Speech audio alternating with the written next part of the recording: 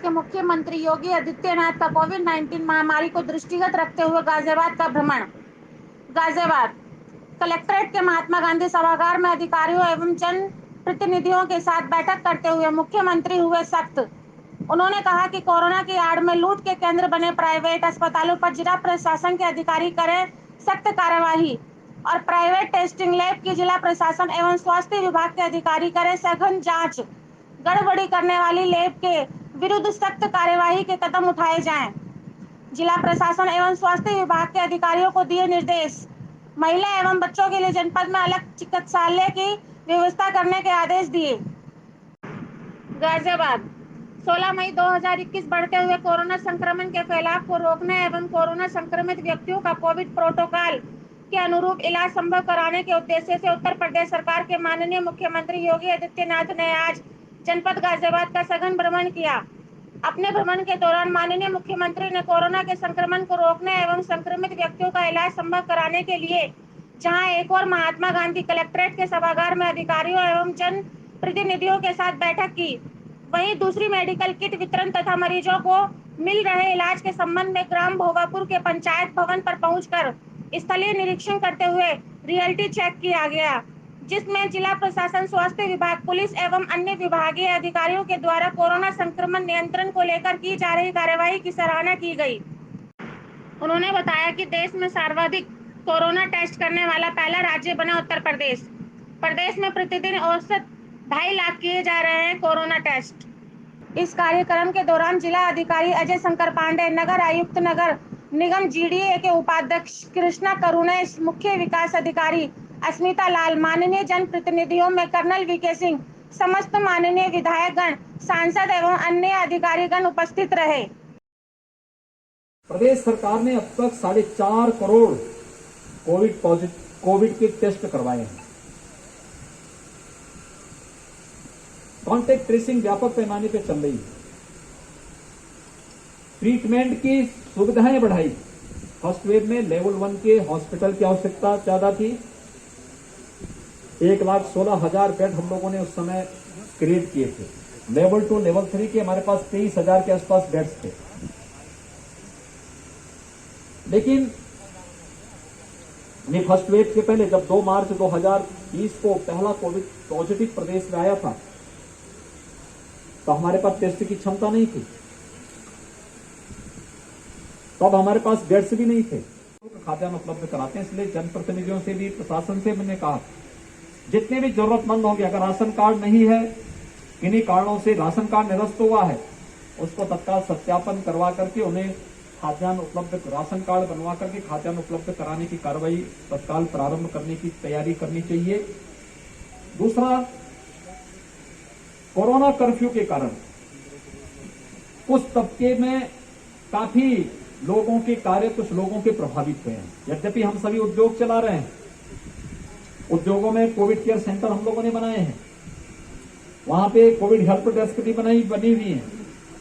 लेकिन इस सब के बावजूद, जैसे स्ट्रीट वेंडर हैं, ठेला खोमचा लगाने वाले लोग हैं, रिक्शा, ई रिक्शा, नाविक, नाव है, धोबी है, मोची है, इस कैटेगरी के लोगों के कार्य प्रभावित हुए हैं। इन सभी लोगों को 1,000 रुपये का मासिक भत्ता सरकार अलग से उपलब्ध करवाने की कार्रवाई प्रारंभ कर चुकी है। आज इसी का परिणाम है कि उत्तर प्रदेश के बारे में फर्स्ट वेव के समय भी कुछ आशंकाएं व्यक्त की गई थी कि फर्स्ट वेव में भी लोगों का मानना था कि उत्तर प्रदेश में कोरोना पॉजिटिव जो केसेज होंगे पर डे अगस्त सितंबर में 1 लाख प्रतिदिन आने लग जाएंगे। भारत सरकार के सहयोग से शासन, जनप्रतिनिधि, प्रशासन, स्वयंसेवी संगठन, हेल्थ वर्कर, कोरोना वॉरियर्स, इन सब के सामूहिक सहयोग से उत्तर प्रदेश सरकार ने फर्स्ट वेव में जो मैक्सिमम एक्टिव केस गए थे वह 67,000 तक गए थे, वहां उसको नियंत्रित कर दिया था। और एक दिन में जो सर्वाधिक केस आए थे वो 7,200 आए थे। जब सेकेंड वेव देश के अंदर अलग अलग राज्यों में कहीं मार्च में प्रारंभ हो चुकी थी, स्वयंसेवी संगठन, जनता जनार्दन सबके सहयोग से सेकेंड वेव को भी पूरी तरह नियंत्रित करने में हमें सफलता प्राप्त हुई। और उसमें खासतौर पर जो पीक था वो पीक अब नियंत्रण में है। उत्तर प्रदेश के जो आंकड़े हैं इसमें 24 अप्रैल को हमारे पास 38,055 केस आए थे एक दिन में, और सर्वाधिक थे एक दिन में आने वाले केस। आज 10,600 पूरे प्रदेश के अंदर 10,600 कोविड पॉजिटिव के केस आए। हमारे यहां पॉजिटिविटी ज्यादा थी और रिकवरी कम थी प्रारंभ में, अप्रैल के अंत में। उसका परिणाम था कि 30 अप्रैल पहुंचते पहुंचते 30 अप्रैल तक प्रदेश के अंदर 3,10,000 एक्टिव केस हो गए थे। ये भी संख्या सर्वाधिक थी। कोविड पेशेंट के लिए, यानी जो लोग कोविड से रिकवर कर चुके हैं लेकिन उसके बाद जो कॉम्प्लिकेशंस उनमें आ रहे हैं, इसके बारे में भी हमें कुछ कार्य योजना तैयार करके रखना चाहिए। हर एक जनपद को कहा गया कि इसके लिए अलग से वार्ड बना करके उनको उसके बारे में ऑब्जर्वेशन करके उनकी वहां पर डॉक्टर के ऑब्जर्वेशन में उनका उपचार होना चाहिए। कि नेगेटिव रिपोर्ट तो उनकी आ चुकी है लेकिन कुछ कॉम्प्लिकेशंस हैं तो उसमें भी उनको सुविधा मिलनी चाहिए और निःशुल्क को सुविधा मिलनी चाहिए। दूसरा, ब्लैक फंगस का एक नया मामला आया है प्रदेश के अंदर, कुछ केसेस इसके आए हैं। कल ही राज्य सरकार ने इसके बारे में पूरे प्रदेश को एक एडवाइजरी जारी की है। एडवाइजरी के साथ साथ इसमें क्या सावधानी बरतनी है, कौन लोग इसकी चपेट में आ सकते हैं, क्या करना चाहिए और कौन कौन दवा उपयोग इसमें हो सकती है डॉक्टर की देखरेख में, और उसकी हर एक जनपद में व्यवस्था की जा सके, इसके बारे में व्यापक तैयारी करने के लिए कहा गया। और इसका कल वर्चुअल ट्रेनिंग का कार्यक्रम भी हम लोगों ने प्रदेश के अंदर, जो हमारा एक चिकित्सकों का, विशेषज्ञ चिकित्सकों की एक टीम है, उस टीम के माध्यम से इस कार्यक्रम को हम लोगों ने प्रदेश के अंदर संपन्न किया है। SGPGI, KGMU, RML जैसे प्रतिष्ठित संस्थान हैं। केंद्र और राज्य सरकार मिलकर के सभी प्रकार की व्यवस्थाओं को करने का प्रयास कर रही है। राज्य सरकार ने पहले ही इस दिशा में कार्य प्रारंभ करना शुरू कर दिया है। हर जनपद में पीडियाट्रिक के ICU के निर्माण की कार्रवाई, उसके लिए हम लोगों ने पहले चरण में हर जनपद में महिला और बच्चों के लिए एक हॉस्पिटल डेडिकेट करने के लिए कहा है। उस पर कार्य प्रारंभ हो चुका है। 102 की 2200 एम्बुलेंस जो महिला और बच्चों ही के लिए उपयोग में आएंगे, उस पर भी कार्य हो रहा है, कार्य एकदम लागू हो चुका है।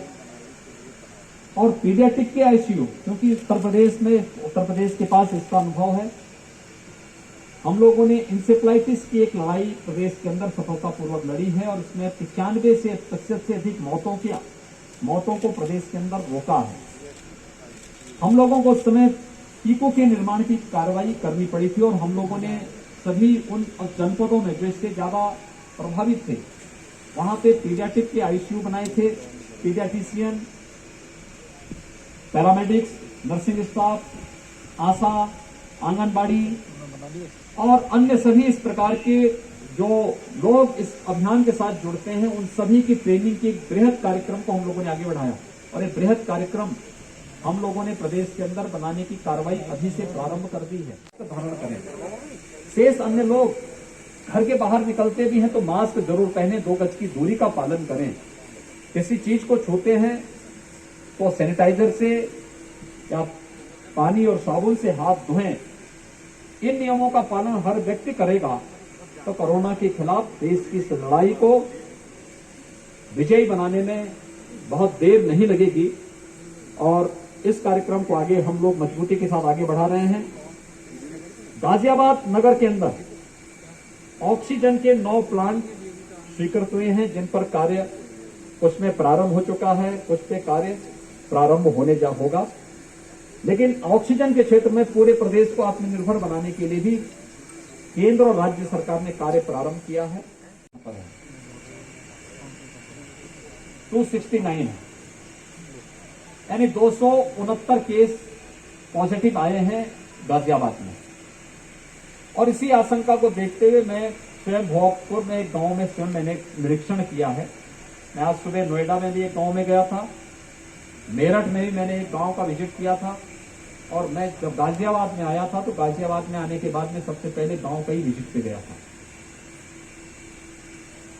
उस गांव में आज के दिन पर एक भी व्यक्ति, लगभग 2500 की आबादी का गांव है, निगरानी समिति वहां पर पूरी एक्टिव है। लोगों ने इस बारे में कहा था कि यहाँ पे 7-8 लोग ऐसे थे जो लक्षण युक्त थे, लेकिन जब हमने उनकी जांच कराई, हमने उनको तत्काल मेडिकल किट उपलब्ध करवाया, जब उनकी जांच कराई तो सभी नेगेटिव थे। सामान्य वायरल फीवर था या सर्दी जुकाम खांसी था, और वे सभी लोग ठीक हो चुके हैं, कहीं किसी को कोई प्रॉब्लम नहीं है। और हम लोग इसको हर एक गांव में, प्रदेश के अंदर 72,000 निगरानी समितियां प्रदेश के अंदर गांव में भी और शहरी क्षेत्रों में भी स्क्रीनिंग के कार्य के साथ जुड़ी हुई है। मेडिसिन किट उनके माध्यम से लक्षण युक्त और संदिग्ध पेशेंट को उपलब्ध करवाई जा रही है। फिर आरआरटी जाकर के वहां पर उनका एंटीजन टेस्ट करती है, और उस मामले में फिर अगर कोई व्यक्ति कहीं भी कोई इस प्रकार की स्थिति आती तो उसके लिए तत्काल जिला प्रशासन और स्वास्थ्य विभाग की टीम आगे की कार्रवाई करती है। होम आइसोलेशन में रहने वाले प्रत्येक व्यक्ति को टेली कंसल्टेशन की सुविधा उपलब्ध करवाई जा रही है।